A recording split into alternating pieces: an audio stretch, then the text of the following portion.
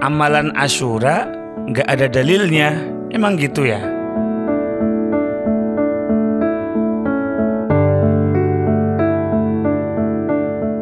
Teman-teman sekalian, pada video sebelumnya kita sudah belajar bersama apa yang membuat hari Asyura menjadi sedemikian istimewa.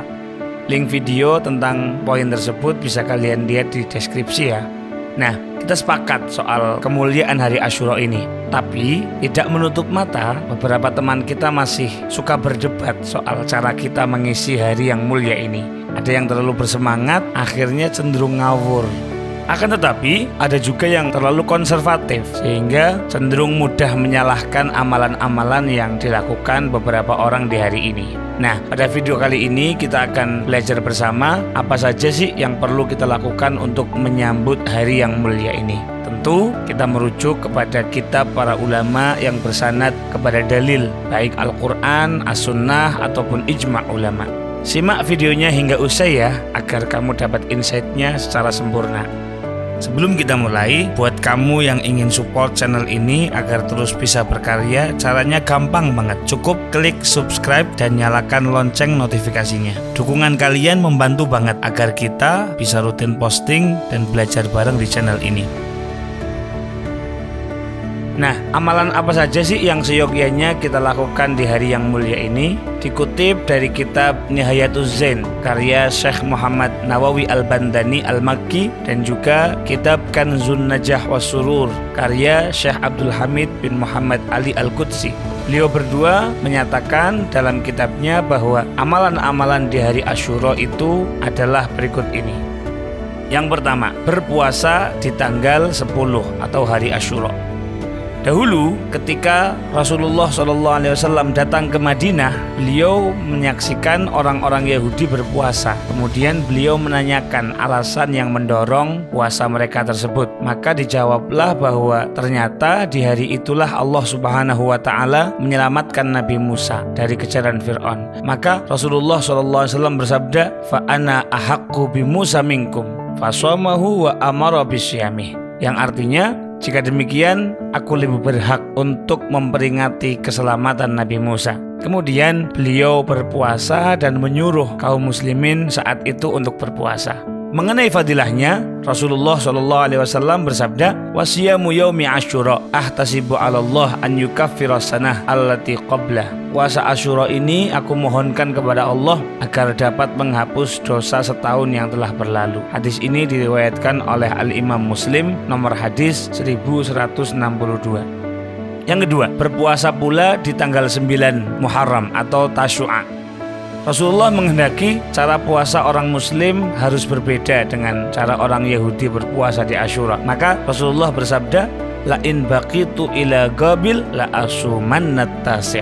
Jika tahun depan aku masih ada, maka aku akan puasa pula di tanggal 9. Hadis ini riwayat Imam Al-Bukhari dan Muslim. Namun sebelum Muharram berikutnya datang, Rasulullah SAW sudah wafat terlebih dahulu, sehingga tidak sempat untuk berpuasa di tanggal 9 Muharram. Pun demikian, ulama bersepakat tentang kesunahan puasa di hari Tasyu'a ini, karena walaupun Nabi belum pernah melaksanakannya, akan tetapi beliau menyatakan niat yang serius untuk berpuasa di hari itu. Yang ketiga, melebihkan nafkah kepada keluarga. Seorang mufti Al-Azhar mencuplik riwayat hadis dari Nabi Muhammad SAW. "Man wassa'a ala iyalihi yawma Asyura wassa'allahu alaihi sanah kullaha." Rawahu Tabrani wal Baihaqi. Barang siapa yang melapangkan nafkah kepada keluarganya di hari Asyura, maka Allah Subhanahu wa Ta'ala akan melapangkan rizkinya selama setahun. Hadis ini diriwayatkan oleh Al-Imam Tabrani, Al-Imamul Baihaqi, dan Al-Imam Abu Syekh. Al-Imamul Baihaqi mengomentari bahwa hadis ini sanadnya memang dhaif, akan tetapi karena banyaknya riwayat, maka satu dan yang lainnya saling menguatkan hadis tersebut. Yang keempat, mengusap kepala anak yatim. Seorang ulama terkemuka bernama Syekh Al-Atiyah berkata, rawa ba'dul mufakkirin annal iyal al-madhkurin fi hadzal hadis hum iyalullahi wa hum al-fuqara. Sebagian ulama menafsirkan bahwa al-iyal atau keluarga dalam hadis yang disebutkan pada poin sebelumnya adalah orang-orang fakir. Penafsiran ini menjadi selaras dengan hikmah sedekah yang merupakan anjuran agama dan juga anjuran untuk berpuasa. Bisa dilihat di Fatwa Al-Azhar juz 9 nomor 256. Mengenai anjuran mengusap kepala anak yatim, ini bisa kita lihat pada hadis riwayat Ahmad. Diriwayatkan bahwasanya anna rajulan syaka ila Rasulillah sallallahu alaihi wasallam qaswata qalbi faqala imsah ra'sal yatim wa at'imil miskin. Pada suatu hari ada seseorang mengadu kepada Rasulullah SAW perihal hatinya yang keras, mudah galau, gampang tersinggung dan sering tidak tenang. Kemudian Rasulullah bersabda, imsah ra'sal yatim, usaplah kepala anak yatim, wa at'imil miskin, dan berilah makan kepada orang-orang miskin.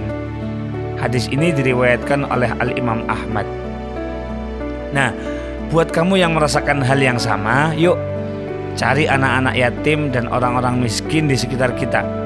Bahagiakan mereka, insya Allah dampaknya kerasa banget di perbaikan hidup kita.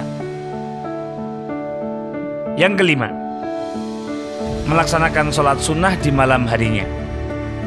Memang sih tidak ditemukan keterangan sholat secara khusus di malam Asyura ini. Maka alangkah baiknya tetap laksanakan sholat sunnah yang lazim dikerjakan seperti ba'diyah maghrib, ba'diyah isya, sholat witir, tahajud, dan sholat-sholat lainnya yang memiliki dalil secara khusus. Yang keenam, memperbanyak sedekah. Ini juga penting banget sih. Banyak banget keterangan yang menganjurkan untuk kita melakukan ibadah yang satu ini. Yang ketujuh, mandi di pagi atau malam harinya. Nah, sebagaimana kita bahas di awal, Asyura ini merupakan kemenangan para nabi dan rasul. So, seyogyanya kita ikut berbahagia di hari yang mulia ini. Mandi yang bersih, pakai wewangian, pakai baju yang terbaik, biar fresh serta dapat vibe positif di hari tersebut. Al-Imam Syafi'i mengingatkan kita, man nadhufa saubuh qalla hammuh wa man taba rihuh zada aqluh. Barang siapa yang mencintai kebersihan, maka dia tidak mudah suntuk ataupun boring. Dan barang siapa yang suka wewangian, maka dia akan mudah mendapatkan inspirasi kebaikan. Dikutip dari kitab Hasyiah Al-Bujairami Al-Khatib juz 2 halaman 207. So, kalau kamu ingin selalu dapat spirit positif dan banyak inspirasi, yuk maksimalkan lagi dalam menjaga kebersihan. Yang kedelapan, berziarah kepada orang alim ataupun orang soleh, baik yang masih hidup ataupun yang sudah wafat. Nah, ini juga gak kalah penting, biar kamu dapat doa serta kebaikan dari ilmu mereka.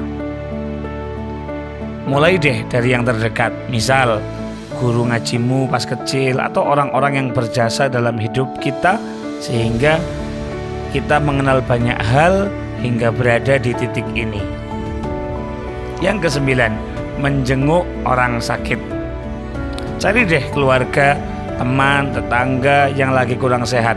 Doakan dan kasih spirit mereka agar segera sembuh serta mendapatkan kebaikan dari sakit yang mereka alami. Yang kesepuluh, bercelak.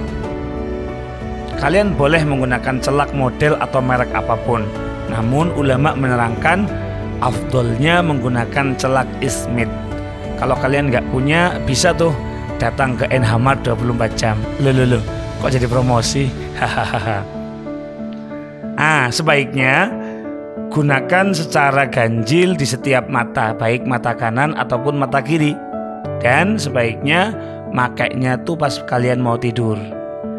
Mengenai manfaat atau fadilah berselak, kapan-kapan insya Allah kita bahas di video khusus ya. Yang ke-11, memotong kuku. Nah, ini juga penting nih. secara kita kan makan dan minum menggunakan tangan. Nah, kalau kukunya panjang pasti bakal sulit tuh membersihkannya.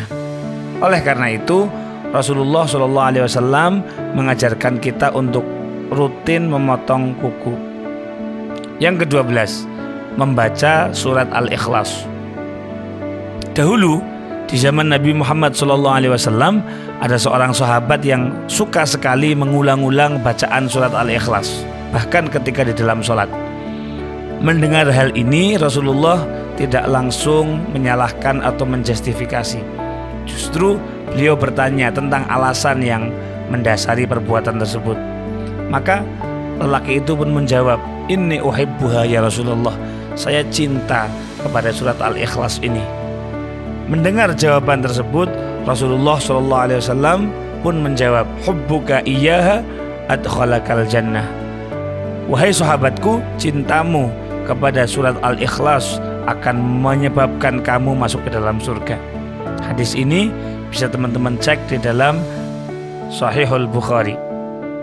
Nah, hadis ini menunjukkan kepada kita betapa besarnya keutamaan Al-Ikhlas. Maka yuk, gak ada salahnya kita perbanyak surat ini di hari Asyura yang mulia ini.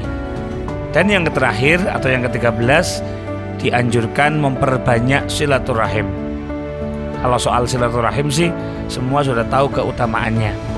Nabi Muhammad bersabda, "Man sarrahu an yubsatalahu fi rizqihi aw yunsa'alahu fi asarihi falyasil rahimah." Barang siapa yang ingin dilapangkan rezekinya dan diperbaiki masa depannya, maka sambunglah silaturahim. Ini make sense banget sih. Orang yang rajin silaturahim pasti akan banyak relasi dan referensi atas setiap hal yang mereka hadapi. Nah, itulah yang kemudian bisa dikonversi menjadi berbagai kehidupan di dalam hidup kita. Yuk, rajin silaturahmi dan menjalin relasi sebanyak-banyaknya. Nah, 13 poin di atas adalah hal-hal yang penting untuk kita lakukan di hari Asyura.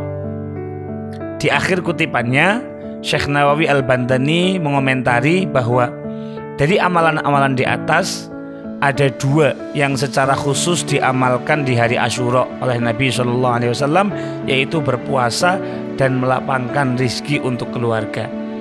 Adapun selain 2 amalan tersebut, tidak ada dalil khusus yang menunjukkan bahwa Nabi mengamalkannya di Asyura. Akan tetapi secara umum itu merupakan kebaikan atau amal soleh yang seyogyanya kita lakukan. Maka ulama-ulama dahulu pun banyak melakukannya di hari Asyura. Intinya Asyura adalah hari yang mulia. Jadi seyogyanya kita isi dengan berbagai macam kebaikan sebanyak-banyaknya. Semoga sebagaimana Allah Subhanahu wa ta'ala memberikan kemenangan dan pertolongan kepada hamba-hamba pilihannya di hari yang mulia ini, moga-moga dengan memuliakan hari ini kita termasuk orang-orang yang mendapat pertolongan dan kemenangan di dalam hidup kita. Coba tulis di kolom komentar pelajaran apa yang kalian dapatkan ketika menyimak video ini. Jika kalian merasa video ini bermanfaat, silahkan share ke teman-teman kalian agar mereka juga mendapatkan kebaikan yang sama. Saya undur diri, sampai jumpa di video berikutnya. Wassalamualaikum warahmatullahi wabarakatuh.